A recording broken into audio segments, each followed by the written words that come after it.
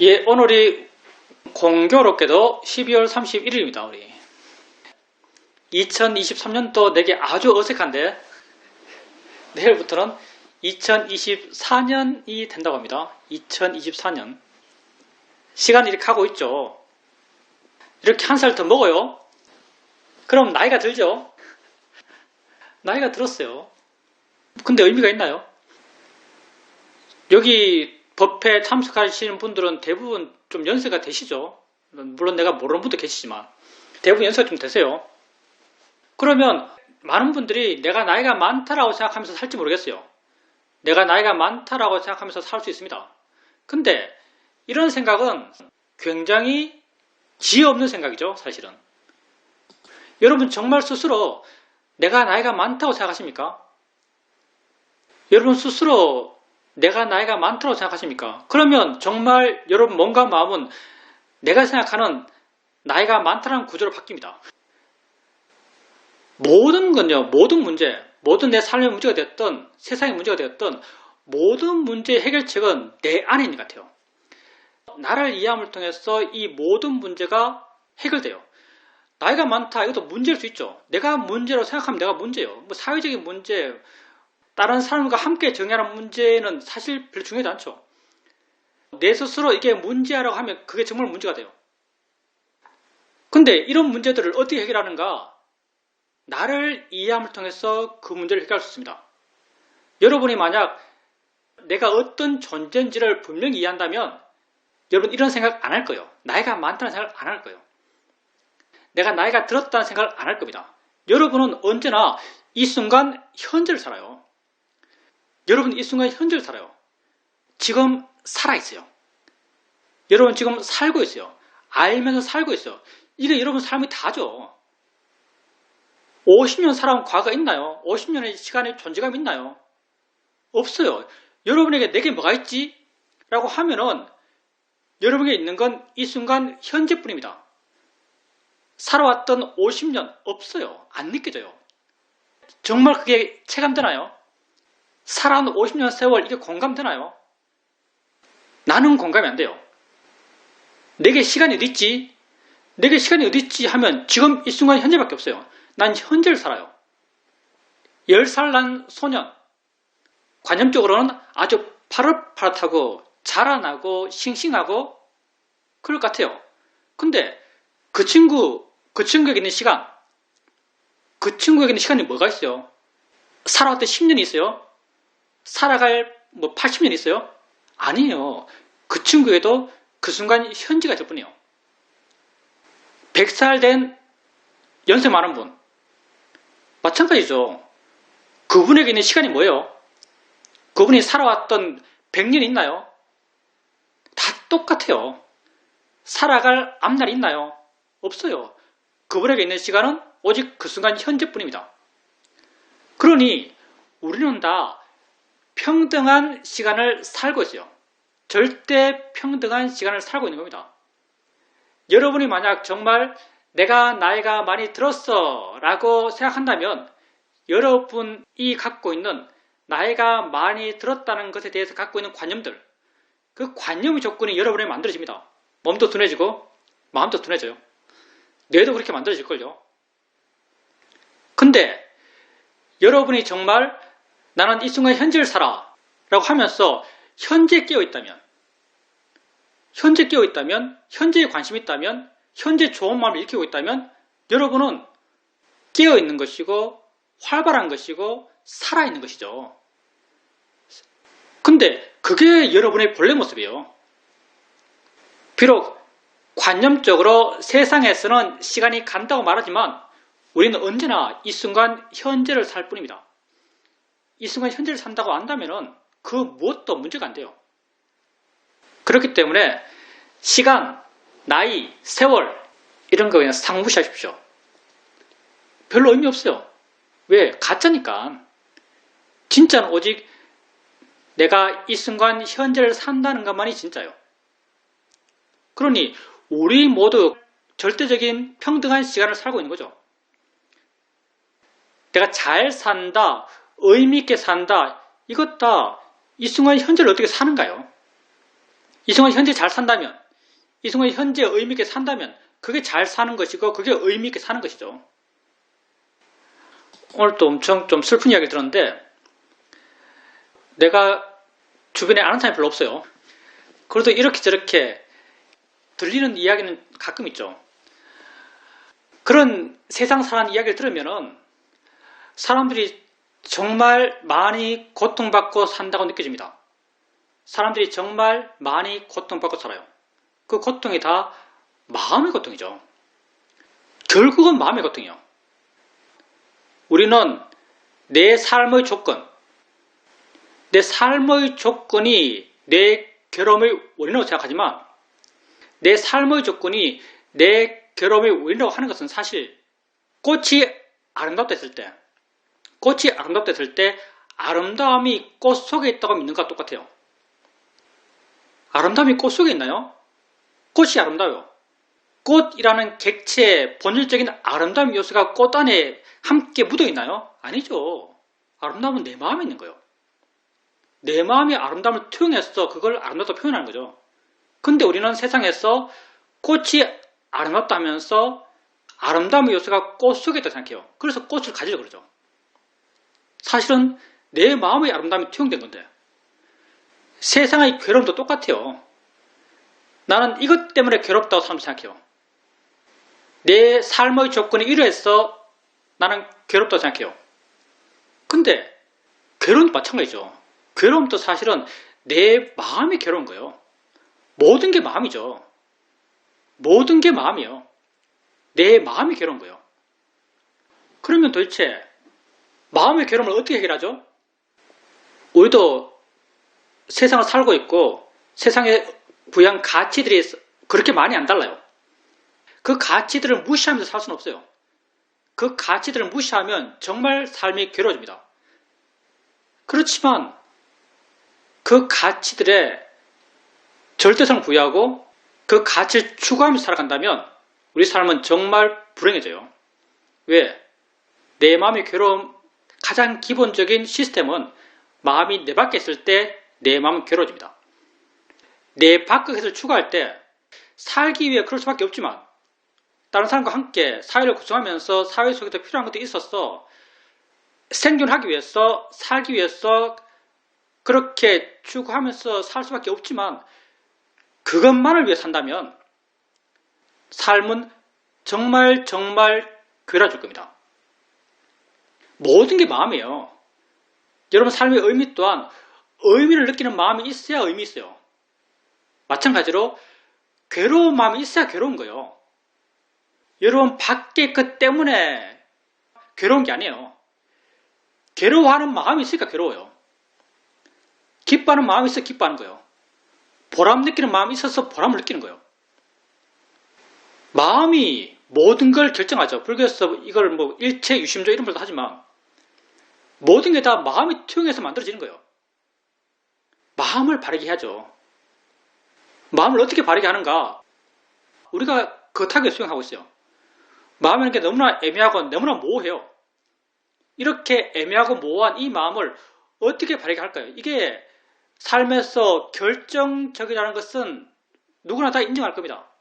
근데 이렇게 우리 삶에서 결정적인 이 마음을 어떻게 바르게 할 수 있을까요? 마음을 이해할 만큼 마음의 힘이 좋아져야 되고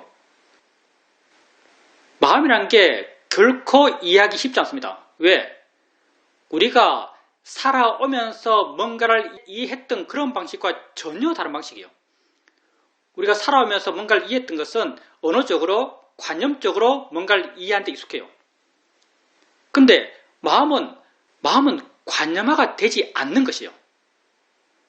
마음은 이름이 없어요. 이름을 붙인 건 관념인데 그 관념은 그 마음이 아니에요. 그냥 이름일 뿐이지. 그래서 관념화가 되지 않는 이름을 붙일 수 없는 어디 있다 말할 수 없는 이 마음을 이해하기 위해서는 마음이 좋아져야 돼요. 마음이 좋아지기 위해서 여러분이 해나가는 것이 알아차림이죠. 우리가 뭐 띄엄띄엄 알아간 알아차림, 수동적인 알아차림, 무의지적인 알아차림. 이게 다 마음이 좋아져가면서 변해가는 알아차림 형태죠. 이렇게 마음이 좋아져가요. 그리고 이렇게 마음이 좋아진다면은 우리가 주되게 이해가 아는 마음, 아는가 물으면서 아는 마음에 대한 이해를 시도해보죠. 마음 힘이 좋다면 그때 안다는 게 이해됩니다. 이렇게 마음에 대한 이해가 있을 때 조금씩 마음이 뭐더란 걸 이해해요.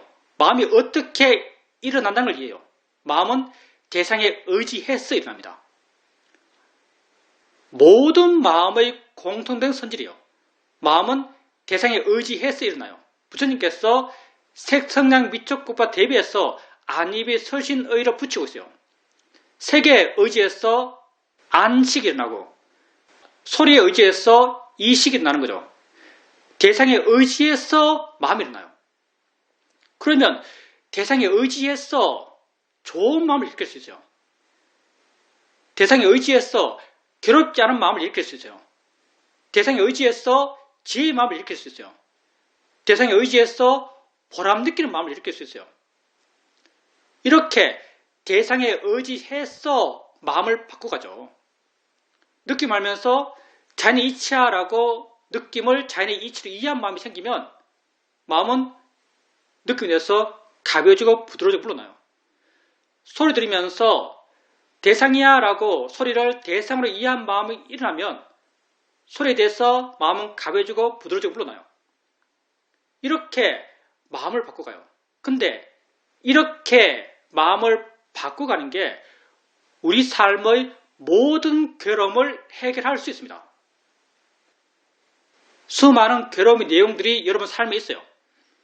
삶 속에 빠져있는 여러분은 그 괴로움 내용들을 하나하나 개별적으로 이 케이스는 이렇게 해결하고 저 케이스는 저렇게 해결하고 또 제3의 케이스는 제3의 케이스에 맞는 해결책을 제시하면서 그걸 해결하기 노력해요. 하나 해결하면 또 문제가 생기고 또 하나 해결하면 또 문제가 생겨요. 내 삶에 문제가 없을 때가 없었어요. 앞으로도 계속 문제가 생길 겁니다.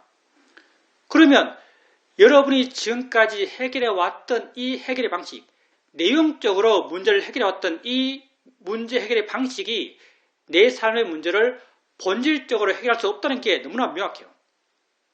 수행은 우리 삶의 문제를 본질적으로 완전하게 해결하고자 하고 부탁께서는 우리 삶의 문제를 본질적으로 완전하게 해결할 수 있다고 말씀하세요. 왜냐하면 이 해결의 방식은 법에 의지해서 하는 해결책이거든요. 법에 의지한다는 게 무슨 말일까요?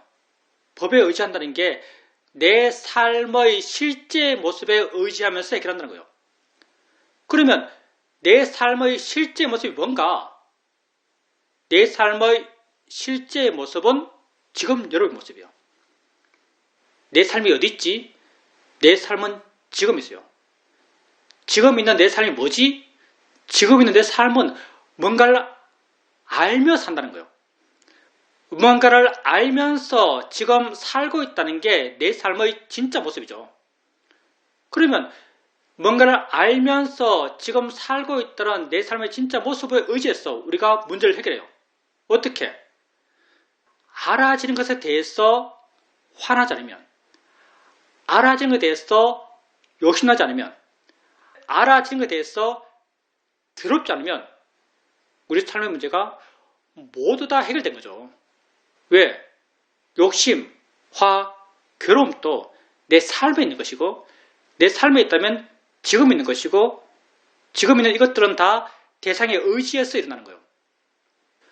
그러니 대상에 대해서 욕심나지 않고 대상에 대해서 화나지 않고 대상에 대해서 괴롭지 않다면 여러분 삶에서 욕심, 화, 괴로움의 문제가 해결되는 거죠.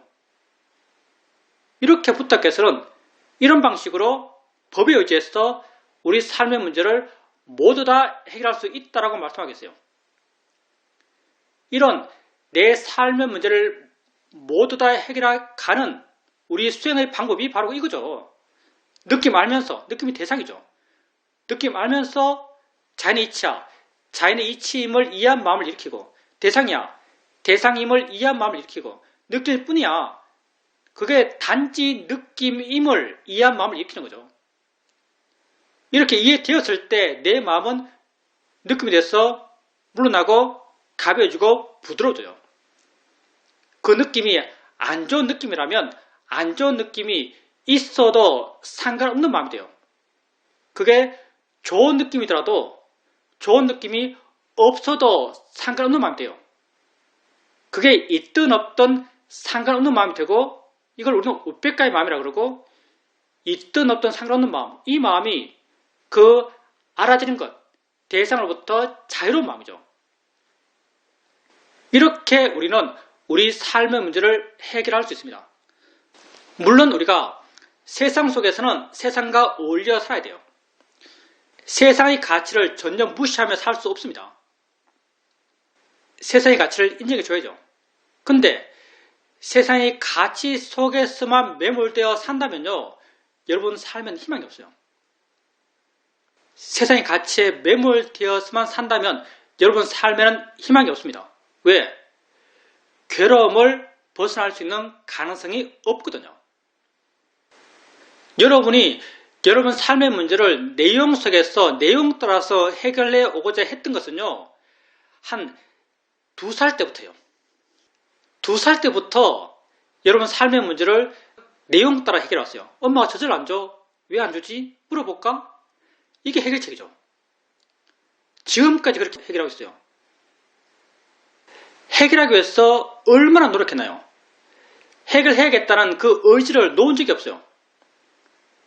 그래도 여러분은 그 삶의 문제에 대해서 조금 더 자유로워지지 못했어요. 자유로워지지 못할 뿐 아니라 살아가면 살아갈수록 삶의 문제에 아마도 더 많이 묶인다고 생각할 거예요. 그러니 그런 식으로 아무리 삶의 문제를 해결하기 위해서 노력한다 하더라도 여러분 삶에는 희망이 없어요. 왜? 해결이 안 되는 굴레 속에 살고 있으니까. 세상의 가치에 매몰되어서만 산다면 여러분 삶에는 희망이 없습니다. 왜? 괴로움을 벗어날 수 있는 가능성이 없거든요. 세상의 가치에 매몰되어서만 산다면 여러분 삶에는 희망이 없습니다. 왜? 괴로움을 벗어날 수 있는 가능성이 없거든요. 모든 문제는 여러분 안에서 해결될 수 있습니다. 다 여러분 자신의 문제거든요. 다 여러분 자신의 문제고 다 마음의 문제예요. 자기를 이해하지 못함을 통해서 자기 마음을 몰라서 자기가 어떤 존재인지 이해하지 못해서 무방비로 세상 속에서 괴로워하는 사람들 보면 정말 안타깝죠. 거기서 해결하지 못하니까 정말 안타까워요. 근데 어떻게 하겠어요? 인연이 없었어? 바람이 없었어? 바른 걸 못 만났어? 조건이 안 됐어? 그렇게 사시는 거죠. 근데 여러분은 바른 법을 아세요. 바른 법이라고 해서 꼭 불교라는 테두리를 씌울 필요 없습니다. 불교라는 색칠을 할 필요도 없어요. 바른 법이라는 것은요, 내가 진정 참되게 행복해지는 법이에요. 내가 진정 참되게 행복해지는 법. 우리는 내가 진정 참되게 행복해지는 길을 여기에서 찾습니다. 수행의 길에서 찾아요. 내 안에서 길을 찾습니다. 모든 문제가 나의 문제라고 알아요. 세상 속에서는 물론 세상과 조화롭게 살아야겠지만 여러분은 삶의 문제를 자신의 문제로 아세요. 자신의 문제로 알았을 때만 그 문제의 해결책이 있습니다. 세상의 문제, 저 사람의 문제, 이렇게 생각한다면 삶의 문제 해결책이 없어요. 여러분 삶에 그 어떤 문제가 있든 그건 다 여러분의 문제입니다. 나의 문제라고 알게 되면 내가 그걸 어떻게 봐야 하고 어떻게 해결해야 할지를 여러분 알아요. 설령 그게 그런 바른 시도를 한다 하더라도 이 순간 바로 해결되지 않는다 하더라도 바른 해결의 방식으로 노력해야 됩니다. 왜냐하면 그 바른 해결의 방식은 법에 의지한 해결책이고 법은 변하지 않아요. 그 해결을 시도하면 시도할수록 조금씩 이해가 깊어져 가고 조금씩 해결의 방향으로 여러분 마음이 변해갑니다. 왜? 지금 내가 경험하는 내 삶의 경험, 실제 입장에서 지금 내가 경험하는 실제 내 삶의 경험, 그리고 내일 내가 경험할 실제 내 삶의 경험, 10년 뒤에 경험할 실제 내 삶의 경험이 똑같아요. 그러니 이런 방향으로 여러분이 삶의 문제의 해결을 시도했을 때 지금 당장 그 문제가 해결되지 않는다 하더라도 여러분 마음은 해결의 방향으로 조금씩 변해갑니다. 그리고 이 해결은 끝이 있어요.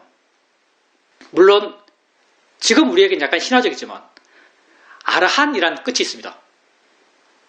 근데 아라한은 잘 모르겠지만 아라한이 항상 갖고 산다는 마음 상태, 그 우백가죠. 우백가의 마음을 여러분 스스로 체험하죠.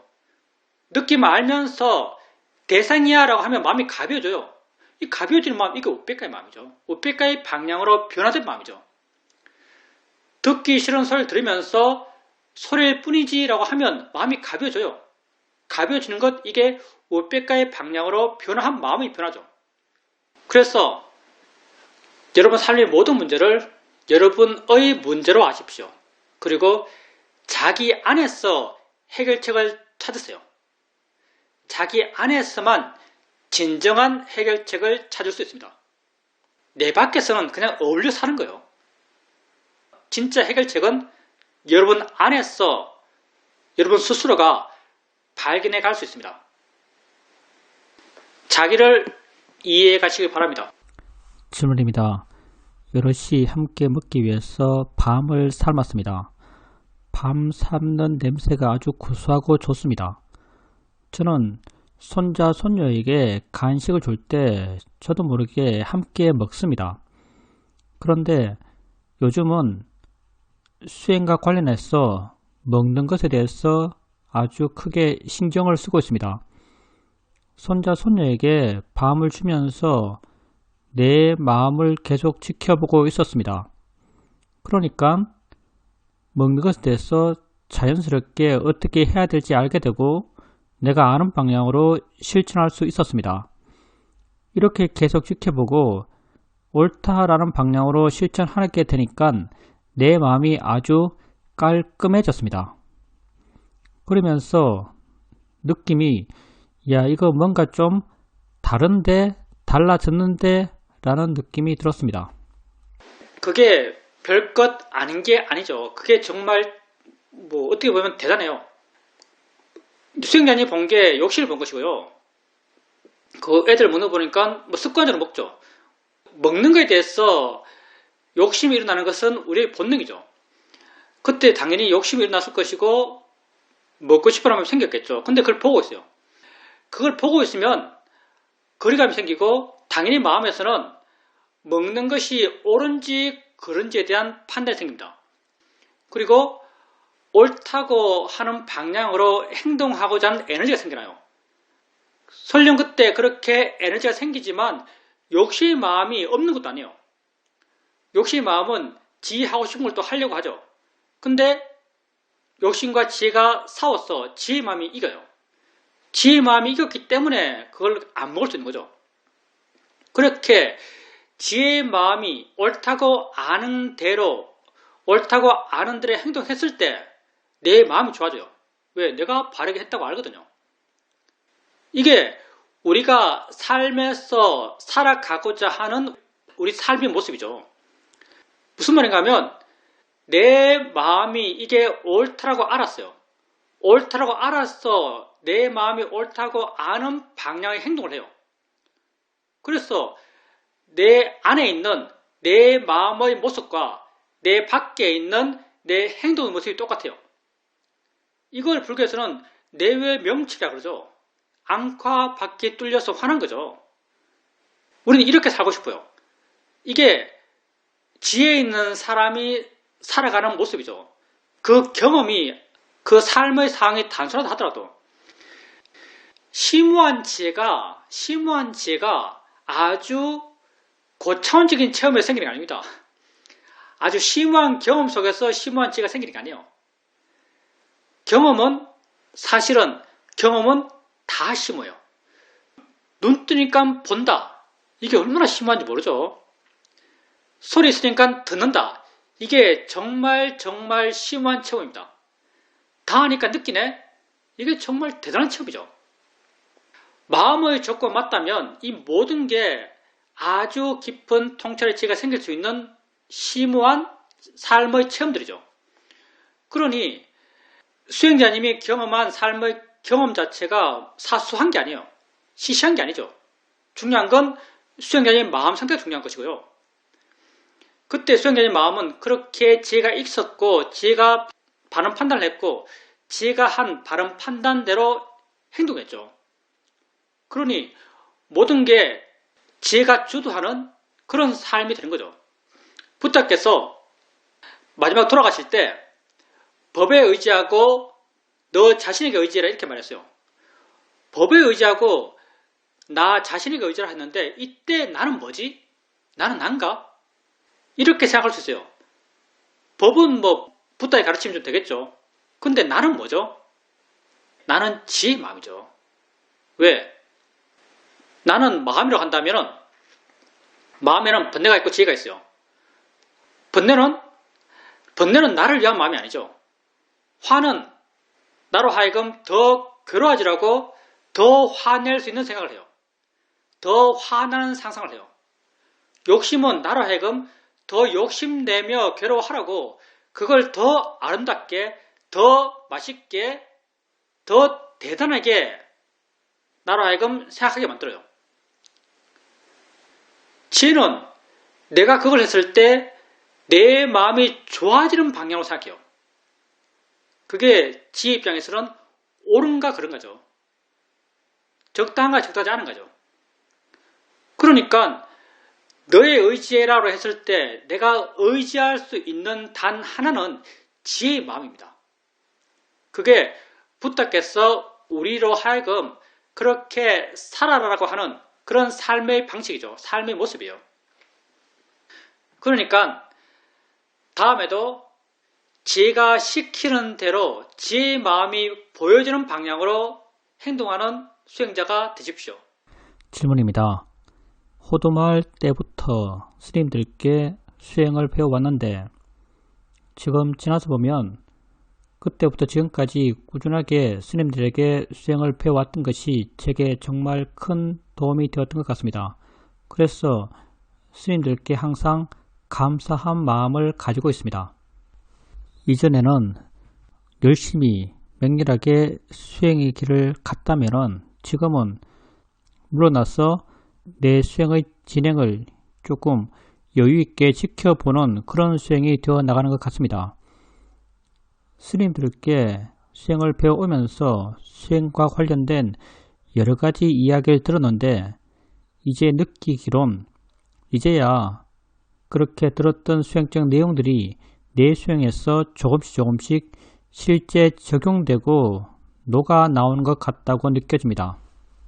스님께서 수행 이야기를 하시면서 자기 자신에게 관심을 가져라 라는 말씀을 많이 하십니다.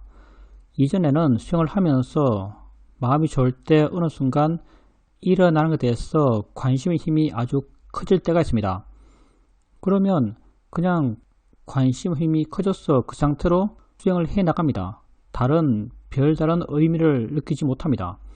그런데 요즘은 수행을 해 나가다가 내게 일어나는 것에 대해서 관심이 생기면 최근에는 생각에 대해서 관심이 아주 커졌는데 이렇게 관심이 생기면 마음의 힘이 강해지고 머리가 시원해지고 수행이 밀밀해지면서 관심을 가진다는 것이 얼마나 중요한지 내게 일어나는 것에 대해서 관심을 일으킨다는 것이 수행에서 어떤 역할을 하는지에 대해서도 아주 분명히 알 수 있습니다. 또 스님께서 최근에 저에게 수행을 꾸준히 열심히 하긴 해야겠지만 수행을 무겁게 여겨서 무겁게 하지는 말아라 라고 말씀하셨습니다. 이 말이 저에게 아주 크게 와 닿았습니다. 최근에 며칠 동안 시간이 있어서 집중 수행을 갈 수도 있었지만 집중 수행을 가지 않고 그냥 하던 대로 집에서 수행하기로 했습니다. 하던 대로 집에서 수행하게 되니까 수행하는 마음이 아주 가볍다고 느껴졌습니다. 이전에도 집에 있으면서 수행센터처럼 수행하자라고 하면서 수행해 본 적이 있습니다. 그때 내 마음의 상태랑 이번에 집에서 수행할 때의 내 마음의 상태는 많이 달랐습니다. 아주 가벼워졌고 부드러워졌습니다. 스님께서 부처님 제세 시에 사람들이 똑똑한 사람들이 아니었다. 그래서 부처께서 가르친 그 가르침이 아주 어려운 게 아니다. 단지 우리 삶의 바른 방향을 제시해 준 것이고 이렇게 살아라 라고 하는 삶의 바람직한 모습을 제시해 주신 것이다 라고 하신 적이 있습니다. 이렇게 집에서 가벼운 마음으로 일상의 삶과 수행이 하나 되어 나가는 그런 수행이 어떤 의미인지에 대해서 조금 알게 되어 가는 것 같습니다. 이번에 수행해 가면서 어느 순간 정말 내게는 현재 일어나고 있는 육문에서의 알머의 일어남 이외에 아무것도 없구나라는 것이 순간 알아졌습니다. 이렇게 알아지니까 이전에 나는 육문에서 일어나는 것 이외에 뭔가 또 새롭게 다른 어떠한 것이 있다라고 믿고 있었다는 것을 알 수 있었습니다. 그런데 이렇게 이 순간 일어나고 있는 육문에서의 알머의 일어남 이외에 아무것도 없다라고 알게 된 그 순간 마음이 아주 가벼워졌고 아주 자유로워지는 느낌이 들었습니다. 수행스님이나 나한테 감사하다는 말씀하셨는데 수행자님 마음에 그런 마음이 생긴다면 그건 수행자님이 좋은 거고요. 다 자기 조건 속에서 자기를 하는 겁니다. 내 오인 속에서 내게 일어날 게 일어나는 거죠. 그러니까 그게 수행자님에게 좋은 영향이 되었고 그걸 통해서 수행자님에게 좋은 게 생겼다면 그건 사실은 전적으로 수행자님 자신의 조건이고 수행자님 자신의 원인 결과죠. 사실은 다. 주는 게 하나도 없죠. 가르치는 게 어딨겠어요. 나는 왜 이리 하는가? 나는 왜 여러분에게 수행에 대해서 이렇게 말을 많이 하는가?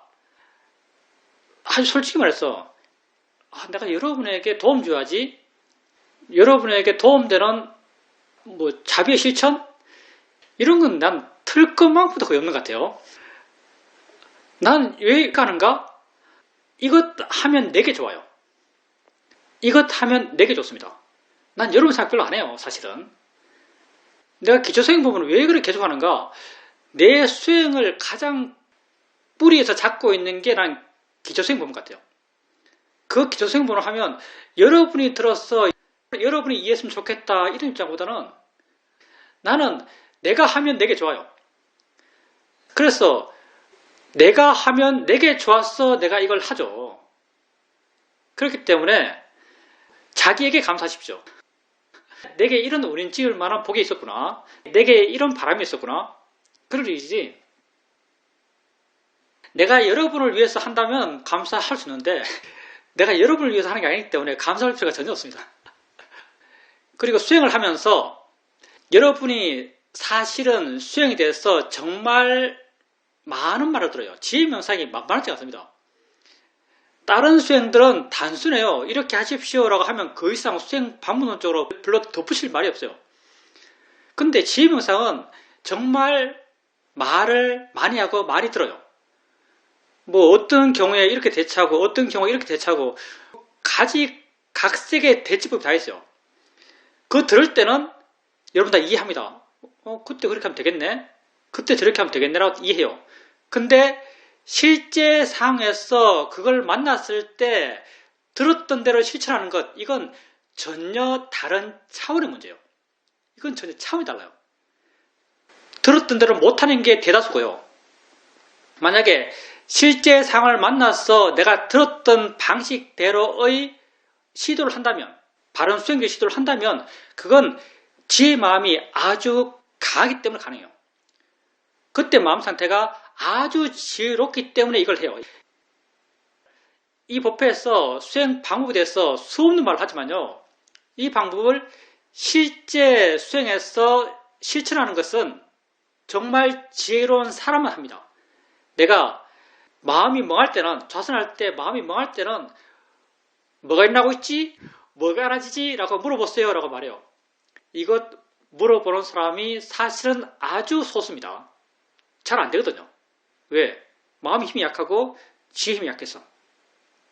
그러니 수행이 아니고 수행해 나가다가 여기서 들었던 대로 어떤 삶의 경험을 만나서 수행 방법을 실제 적용했을 때 뭔가 좀 다르다고 느껴집니다. 왜? 그때 지혜가 있거든요. 그때 지혜가 있어서 뭔가 다르다고 느껴져요. 근데 우리가 수행에 대해서 말할 때 말로는 케이스 바이 케이스로 말해요. 말로는 케이스 바이 케이스로 말합니다. 왜냐하면 말은 그렇게밖에 할 수 없어요. 근데 수행 실천에 있어서는 처음에는 케이스 바이 케이스로 수행적 실천을 해요. 근데 그걸 통해서 실제 법을 알아가고 지혜가 깊어져 나갔을 때 내가 이해하고 있는 실제 법은 하나예요. 이 순간 알면 일어나죠. 점점점 내가 알아가는 종류가 작아져요. 처음에는 관념의 의지에서 관념의 색깔이 묻은 채로 법을 알아가니까 각각이 다 다르죠. 근데 관념이 엷어지고 나중에 관념이 없어지고 있는 그대로를 알아갈 때 있는 그대로의 모습들은 다 똑같아요. 현재 일어남이죠. 그래서 처음에는 수행적 적용도 케이스 바이 케이스로 달라지지만 나중에는 수행적 적용이라는 게 안 달라져요. 사실은. 나중에는 그냥 이것도 말로 표현한다면 관심 갖는 것, 표현을 이렇게 할 수 있을 거예요. 관심 갖는 것으로 모든 문제가 해결되죠. 모든 문제 해결이라는 게 관심 갖는 것, 그게 모든 문제 해결을 위한 하나의 방법인 것 같아요. 그리고 수행자님께서 이제 관심 갖는 것, 관심 갖는 게 얼마나 중요한가라고 말씀하셨는데 관심도 마찬가지죠.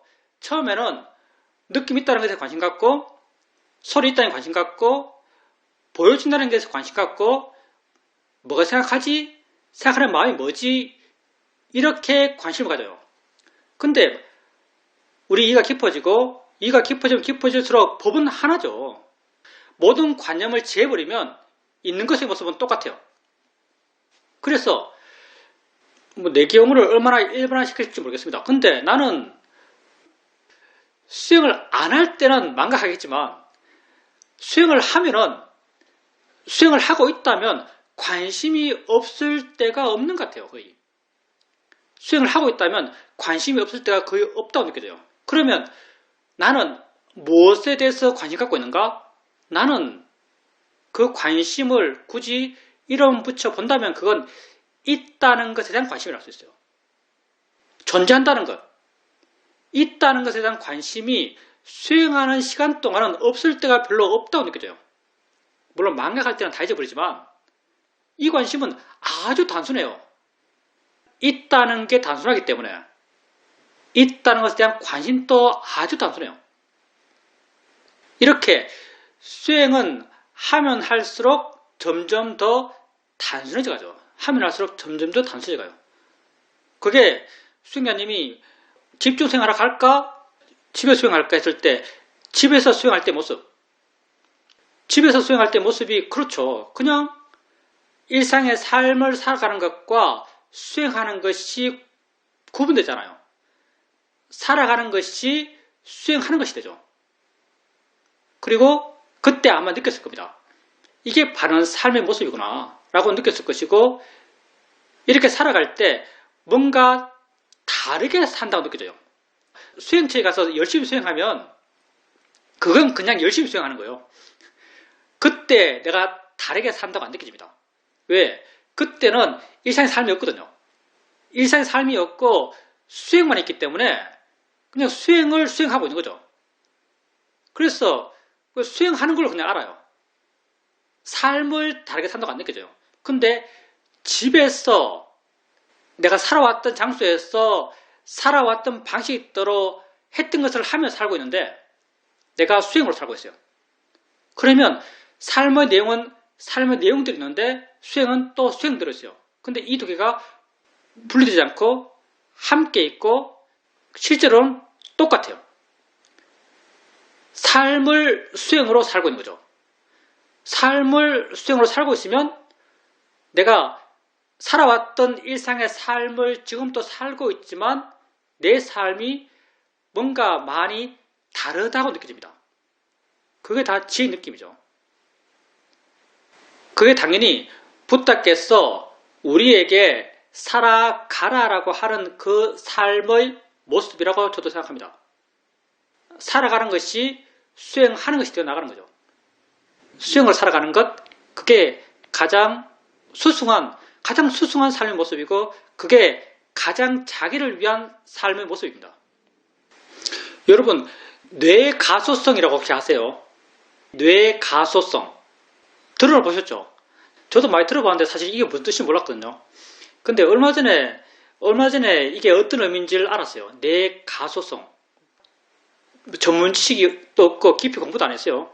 근데 기본적으로 뇌가소성이라는 게 우린 뇌가 고정되어 있지 않고 우린 뇌의 어떤 작용들이 이 부위에서는 이 일을 하고 태어날 때부터 이 일에 특화되어서 이 부분이 만들어지고 또 이 부분은 또 다른 뇌의 부분은 그 부분의 일에 특화되어서 그게 만들어진 것이 아니고 살아오면서 경험하면서 그 경험이 조합되면서 그 경험을 어떤 합리적으로 수행하기 위해서 뇌가 만들어지는 일종의 경험이 있고 경험에 맞춰서 뇌가 만들어지는 그렇게 뇌가 변해왔던 인간이 지구에 지배된 게 이 뇌 가소성 때문이래요. 사실은 굉장히 늦게 성숙화 된 거죠. 다른 동물들은 아마 안 그럴 것 같아요. 다른 동물들은 이미 고정되었어. 그것에 특화돼서 이 뇌의 어떤 조직이나 구성이 만들어지고 이 부분이 특화돼서 만들어지는데 인간은 경험이 있고 경험에 맞춰서 뇌가 만들어진대요. 그래서 만약에 팔 한쪽이 잘린다면 왼쪽 팔이 잘린다면 왼쪽 팔을 조정했던 그 뇌 부분을 예를 든다면 순전히 예예요. 오른팔을 사용하는 그 뇌 부분이 확장하면서 그 부분을 차지하면서 그것도 오른팔 쓰는데 그 뇌 부분을 쓴대요. 이렇게 뇌가 계속 바뀌는 거예요. 내가 옛날에는 마약하는 사람들, 도박하는 사람들이 뇌가 바뀐다 이런 말 하거든요. 뇌 자체가 바뀌었어. 그 사람들이 도박 중독이나 마약 중독으로부터 벗어나기 힘들다, 벗어날 수 없다 이렇게 말하는 걸 봤어요. 그게 사실은 이해가 안 됐어요. 왜? 왜냐하면 결정론적으로 이해하고 있었으니까. 뇌의 부분이 고정되어 있어서 뇌의 부분이 변할 수 없다고 난 기본적으로 이해하고 있었거든요. 여러분도 아마 다 비슷하게 생각하고 있을 겁니다. 근데 지속적으로 그런 마약을 통한 자극, 지속적으로 도박을 통한 자극이 뇌에 계속 오니까 그런 마음이 계속 일어나니까 그런 마음 따라서 뇌가 바뀌는 거예요. 그런 마음 따라서 뇌가 바뀝니다. 근데 이게 여러 가지를 우리에게 시사해요. 여러분 삶에서 괴로움을 느낄 때 마음이 괴롭죠. 괴로움이 반복적이고 지속적으로 느껴갈 때 그 괴로움을 반복적으로 지속적으로 느껴갈 때 여러분 뇌가 바뀔 거예요. 뇌가 바뀐다는 걸 우리 입장에서는 마음이 물질에 영향을 준다 이렇게 말할 수 있을 거예요. 물질을 만들어내는 여러 가지 요소 가운데 하나가 마음이죠. 계속 그런 마음이 일어나니까 그런 물질이 형성되는 거예요. 그 물질이 뇌죠. 뇌의 조직이 그렇게 만들어지는 거죠. 그렇게 어떻게 만들어지는가? 아마도 더 쉽게 괴로워지게 바뀔걸요. 더 쉽게 화나게 바뀔 겁니다. 더 쉽게 욕심나게 바뀔 거예요. 그렇게 뇌가 바뀌어가는 거죠. 그러면 더 쉽게 화나게 바뀌고 더 쉽게 욕심나게 바뀌고 더 쉽게 괴로워질 수 있게 바뀐다면 정말 거기서 벗어나긴 힘들죠. 마음을 바꾸기 힘든 게 이것도 하나의 요인이 될 수 있죠. 근데 우리가 뭐 하고 있어요? 우리는 지혜를 일으킵니다. 없던 걸 일으켜요. 수행하기 전에는 지혜가 없죠. 수행하기 전에는 알아차림이 없어요. 수행하기 전에는 신심이 없어요. 수행하기 전에는 노력이 없어요. 근데 아르침 하면서 마음이 가벼워지면서 고요한 마음이 생겨나고 고요함을 통해서 있는 그대로 보게 되고 지혜가 생겨나고 이해가 생기면 굳건함이 생겨나고 다 마음이죠. 이렇게 신심이 생겨나고 신심이 생겨나면 하고자 하는 에너지가 생겨나요. 노력이 생겨나는 거죠. 다 마음이에요. 이런 마음들이 일어나면 우리 뇌가 그런 식으로 바뀌어갈 거예요. 어떻게? 지혜가 더 생기기 쉬운 방향으로, 고요함이 더 생기기 쉬운 방향으로, 신심이 더 생기기 쉬운 방향으로, 노력이 더 생기기 쉬운 방향으로 바뀌어갈 거예요. 이게 뇌 가수성이 주는 어떤 시사점이죠. 그리고 또 일반적인 사람들, 수행하지 않는, 자기 마음을 개발하는데 방법도 모르고 노력도 하지 않는 아주 일반적인 사람을 생각해 본다면 그 사람이 점점 나이가 들어가요. 정신적, 육체적 능력이 떨어져가요. 그러면 사회에서 그 사람이 요구하는 요구사항도 점점 약해져가요. 활동 범위가 줄어들고 그는 계속 혜택을 경험해요. 집에 있다면 봤던 걸 보고 들었던 걸 듣고 의미 없는 TV를 보겠죠. 계속 반복적인 경험을 해나가요. 반복적인 경험을 한다면 마음에 새로움이 생길까요? 여러분이 반복적인 경험을 하면 마음이 남는 게 없어요. 가스레인지 불 켰다 껐다 자꾸 하다 보니까 나중에 꺼도 돌아서 가다가 내가 껐나 하고 다시 가봐요. 왜? 불 끈 게 마음에 전혀 어떤 흔적을 안 남겨요. 점점 마음의 흔적을 안 남겨요. 점점 흔적이 약해져가요. 점점 흔적이 약해져가면 뇌도 점점 뭘 만들어내는 구조가 약해져갈 거예요. 새로운 걸 만들어내는 구조가 약해져갈 겁니다. 점점 둔해져가요. 점점 활동성이 떨어져가죠. 왜? 똑같은 걸 계속 경험하니까 똑같은 마음의 반응이 계속 일어나고 똑같은 마음의 반응이 자기에게 전혀 신선하지 않기 때문에 마음의 흔적이 점점 안 남아요. 삶에서 새로움이 점점 약해져가는 거죠. 삶에서 이렇게 새로움이 점점 약해져 간다면 뇌도 새로운 걸 점점 안 만들어가는 구조로 태어나갈 거예요. 왜? 필요 없는 에너지를 안 쓰니까. 내가 그걸 안 하는데 그것 하게 하는 구조를 계속 유지할 필요가 없어요. 거기에 에너지를 쓸 필요가 없죠. 생명체라는 것은 효율적으로 움직이게 만들어졌으니까. 반응 안 하는데 반응하는 구조를 갖고 있을 필요가 없어요. 이렇게 점점 뇌가 반응하지 않는 방향으로, 힘 안 드는 방향으로, 활동 안 하는 방향으로 바뀌어갈 거예요. 더 활동이 필요 없는 구조로 바뀌어가겠죠. 이게 아마 치매겠죠. 이게 아마 치매일 거예요. 그러니까 여러분이 수행한다는 게 얼마나 이익된다는 걸 다시 한번 알 수 있어요. 물론 이건 전혀 과학적이지 않습니다. 대충 두드려 맞춘 거예요. 충분히 이런 시사점을 우리가 알 수 있어요. 수행한다는 게 얼마나 좋은 것인가. 없던 좋은 마음을 일으켜요. 어떤 좋은 마음을 일으켜요. 이런 마음이 일어나면 이런 마음이 생길 수 있는 뇌 구조가 만들어져야 돼요. 왜? 물질과 정신이 붙어있거든요. 다 의지에서 일어나요. 이런 마음이 생기면 이런 마음이 생길 수 있는 뇌 구조가 만들어져요. 그리고 그 뇌 구조는 이런 마음을 더 잘생기게 운동해요. 계속 활동이 될 수밖에 없습니다. 깨어 있을 수밖에 없어요. 에너지를 쓸 수밖에 없습니다. 그러니까 그런 선명한 상태가 유지될 수밖에 없는 거죠. 그래서 이렇게 보든 저렇게 보든 수행하는 게 정말 나 자신에게 이익되는 일입니다. 수행하십시오, 여러분. 나를 위한 최선입니다. 여러분이 어떤 시간에 살든 어떤 것을 경험하면서 그 시간을 보내고 있든 그 순간 수행하는 것이 가장 여러분 자신을 위한 일입니다. 물론 세상은 세상 속에서 조화롭게 사셔야 돼요.